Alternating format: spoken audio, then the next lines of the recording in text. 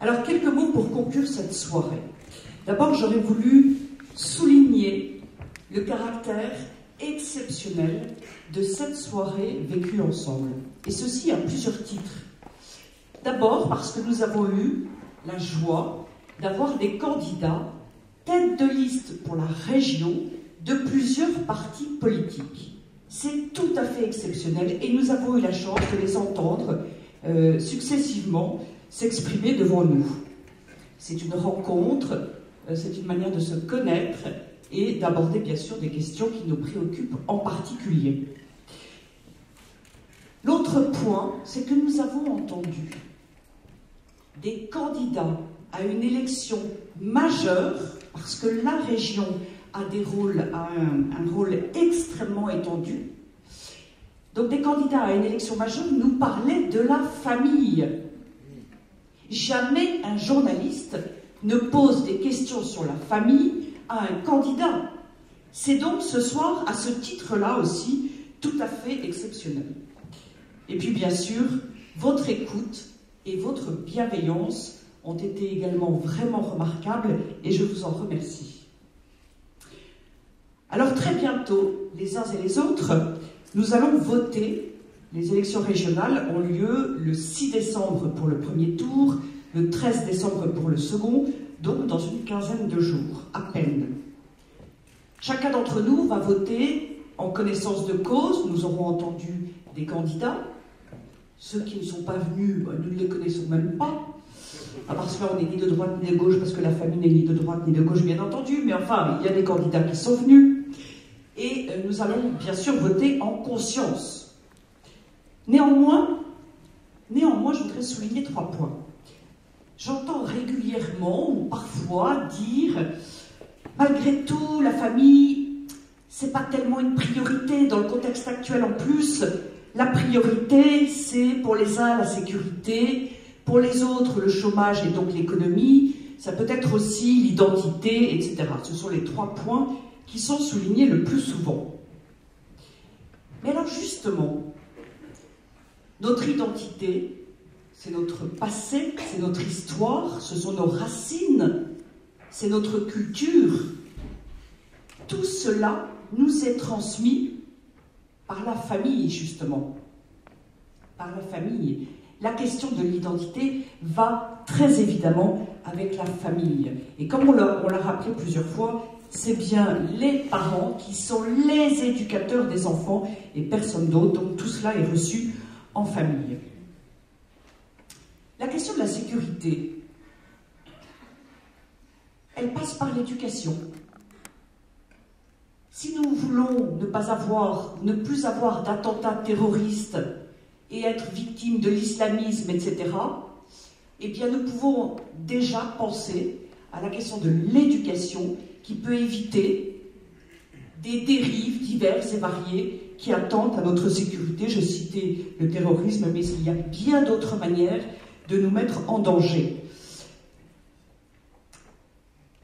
D'autre part, la famille et l'articulation entre la personne et la société, bien sûr, la famille donne toute sa place à l'être humain.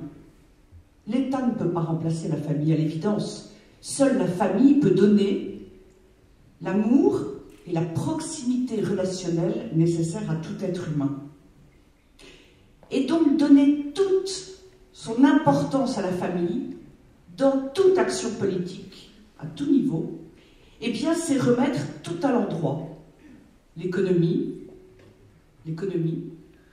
c'est pas l'homme qui est au service de l'économie, c'est l'économie qui est au service de l'homme.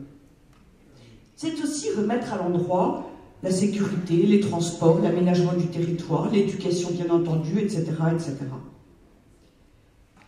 Nous pouvons avoir à l'esprit un autre point, qui est bien entendu le fait qu'il faut promouvoir la famille. Et comme je le disais tout à l'heure, on n'en parle pas dans notre société d'aujourd'hui. Et mettre en avant la famille, non pas pour prôner plein de soi-disant ou de prétendus modèles familiaux, mais pour parler de la famille universelle. Tout enfant a un père et une mère, nous sommes tous nés d'un homme et d'une femme. Ce n'est même pas une tradition, c'est universel. Au lieu de quoi, nous avons des politiques depuis des années et des années qui sont des pompiers pyromanes. En vantant les prétendus mérites de la famille comme ci, comme ça ou autrement, on est en réalité en train de promouvoir la déstructuration et l'éclatement de la famille. Donc non aux pompiers pyromanes. Alors après ces élections régionales, après ce temps très important des régionales, au cours duquel nous allons utiliser nos bulletins de vote, puisque le vote, c'est aussi un moyen d'agir, c'est aussi un moyen de se faire entendre. Et en organisant ces meetings, la Manif pour tous contribue à une nouvelle manière d'animer le débat démocratique, une manière tout à fait inédite. Et puis bien sûr, nous appelons au passage tous nos sympathisants et tous les défenseurs de la famille à voter et à agir par le vote. Mais alors après ces régionales, il va y avoir 3 enjeux très importants pour la Manif pour tous et donc pour nous tous, qui sont premièrement de faire évoluer l'état d'esprit, de faire évoluer l'opinion publique, je veux dire de faire évoluer la culture, justement en parlant de la famille, comme nous l'avons fait ce soir. Qui eût dit, il y a quelques mois, que nous aurions eu, dans toutes les capitales des nouvelles régions, les têtes de liste au régional qui accepteraient de venir nous parler de la famille et répondre à nos questions. Ça, c'est aussi une nouveauté. Et c'est grâce à vous que nous avons pu y parvenir. Et cela contribue à changer l'état d'esprit, bien sûr, de notre entourage, de notre société. Le deuxième enjeu, bien sûr, que nous poursuivons instant après instant, c'est encore et toujours d'empêcher le saccage de la famille et de la filiation pour défendre l'intérêt supérieur de l'enfant, celui des adultes tout autant, et celui de la société dans son ensemble, ce qu'on appelle l'intérêt général, bien entendu.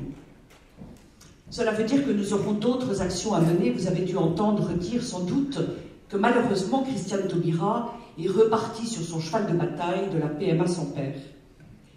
Il est fort probable que nous ayons à nouveau à descendre dans la rue. Grâce à vous, grâce à votre mobilisation, nous n'avons pas eu jusqu'à présent ce qu'ils avaient bien compté faire au départ, la légalisation de la PMA sans père et de la GPA. C'était leur projet. Mais il est fort possible que nous ayons à remettre l'ouvrage, le travail sur l'ouvrage. Je défends l'expression, pardon. Le troisième enjeu,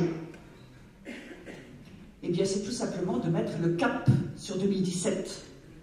2017 va être évidemment une année très importante au point de vue national, au point de vue politique.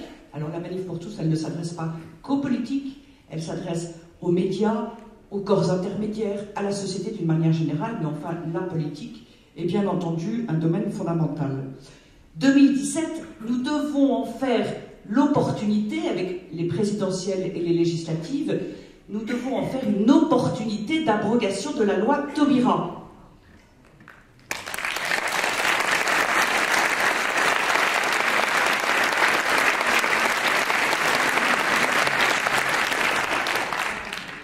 Et donc les actions se succéderont. Nous avons mis le cap sur 2017 et ensemble, nous ferons gagner la famille.